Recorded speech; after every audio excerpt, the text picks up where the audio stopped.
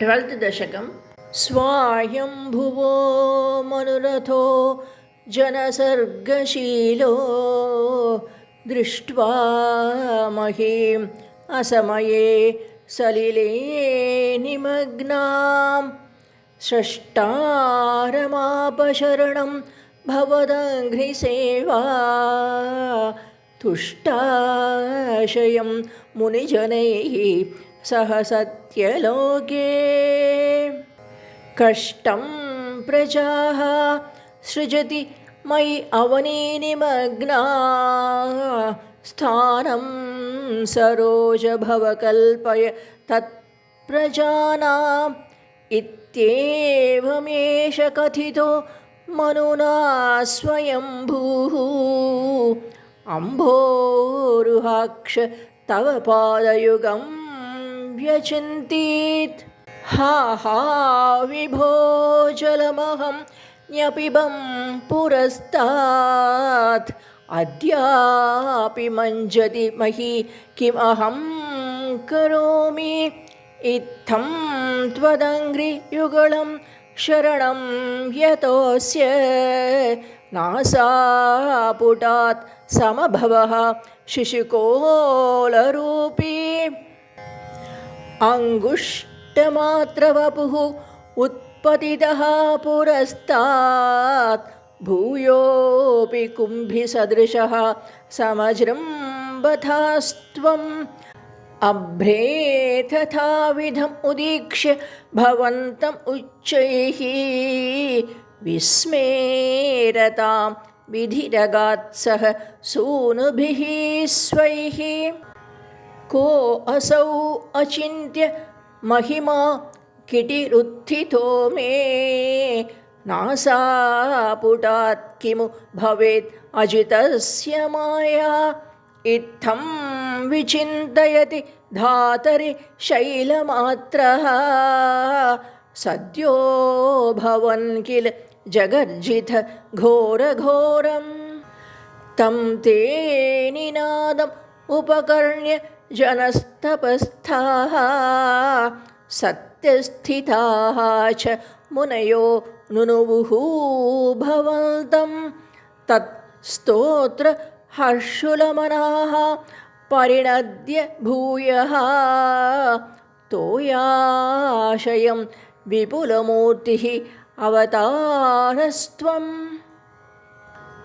ऊर्ध्वं प्रसारि परिधूम्र विधूतरोमा प्रोक्षिप्तवालधि अवाङ्मुख घोरघोणः तूर्णप्रदीर्ण जलदः परिघूर्णतक्ष्मा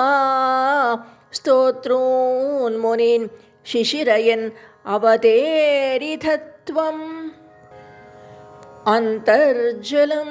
तदनु सङ्कुल नक्रचक्रं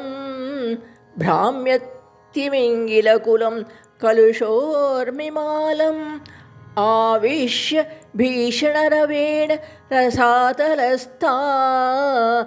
आकम्पयन् वसुमतीम् अगवेशयः त्वम् दृष्ट्वात् दैत्यहतकेन रसातलन्ते संवेशिता झटिति कूटकिटिर्विभो त्वम् आपातुकानविगणस्य सुरारिखेटान् दंष्ट्राकुरेण वसुधाम् अदधाः सलीलम् अभ्युद्धरन् अथ धरां दशराग्रलग्न मुस्ताङ्गुराङ्कित इवाधिक पीवरात्मा उद्धूत घोरसलिलात् जलधेर्उदञ्च क्रीटावराह वपुरीश्वर पाहि रोगात्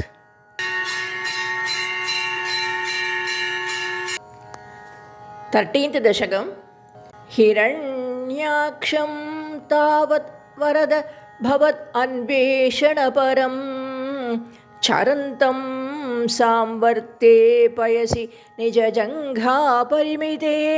भवद्भक्तो गत्वा कपटपटुधीः नारदमुनिः शनैरूचे नन्दन्दनुजमपि निन्दन् तव बलं स मायावी विष्णुः हरति भवदीयां वसुमतीं प्रभो कष्टं कष्टं किम् इदम् इति तेनाभिगदितः नदन् क्वासौ क्वासौ इति स मुनिना दर्शितपथो भवन्तं सम्प्रापत् धरणिधरम् उद्यन्तम् उदकात् अहो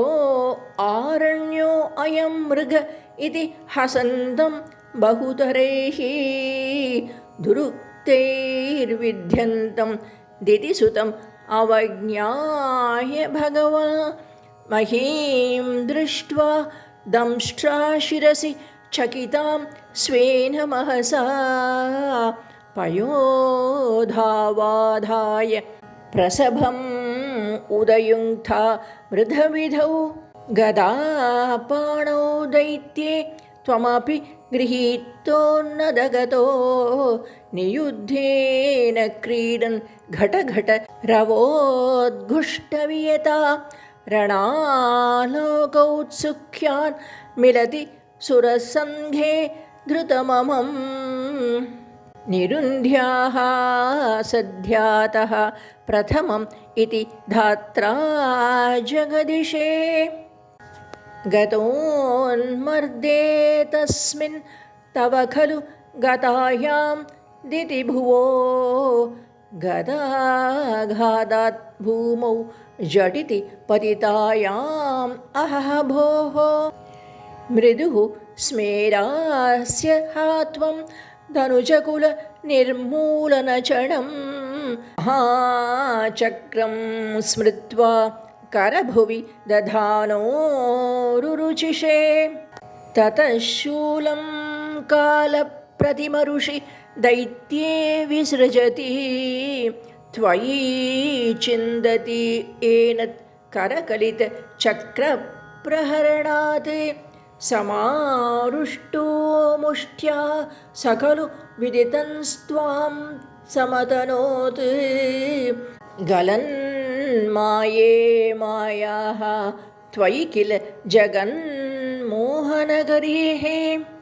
भवच्चक्रज्योतिष्कणलवनिपातेन विधुते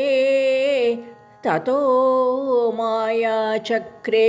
विदधघन रोषान्धमनसं गरिष्ठाभिः मुष्टिप्रहृतिभिः अभिघ्नन्तम् असुरं कराग्रेण स्वेन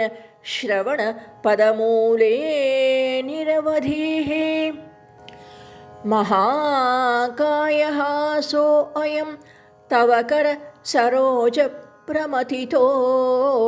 गलत्रक्तो वक्त्रात् अपतत् ऋषिभिः श्लाघितहतिः तदा त्वाम् उद्धाम प्रमदभर विद्योति हृदयाः मुनीन्द्राः सान्द्राभिः स्तुतिभिः अनुवन् अध्वरतनुं त्वच्छन्दः रोमसु अपि कुशगणः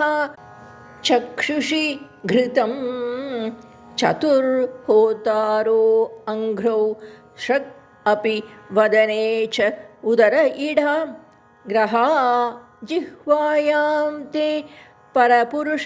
कर्णे च चमसाः विभो सोमो वीर्यं वरद गलदेश